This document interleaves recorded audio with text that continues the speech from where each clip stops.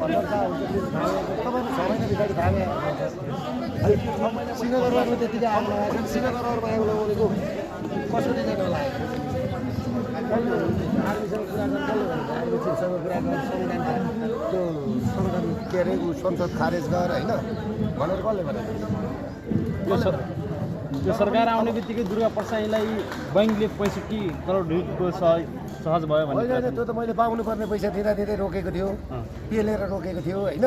मलाई अदालतले न्याय दियो मैले पाउनुपर्ने जसरी तपाईँले काङ्ग्रेस सभापति गगन थापा हुने बित्तिकै 52 करोडको चलखेल भएको तपाईँले खुलासा गर्नुभएको थियो अहिले चाहिँ सर्वोच्चले नै गगन थापा नेतृत्वको काङ्ग्रेसलाई चाहिँ वैधता दिइसक्यो त्यो त यसमा त्यतिखेर गलत तरिकाले कार्य गरेको थियो पछाडि त अब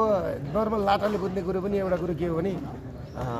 गगन थापाकै सिग्नेचरमा सबै गरेर चुनाव लडेपछि त्यसले वैधता पाइगयो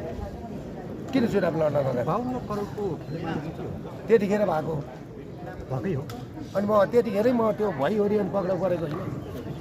मैले देखाइदिएको थिएँ त सबै अब त्यो कतिपल्ट गर्नु त्यो छोड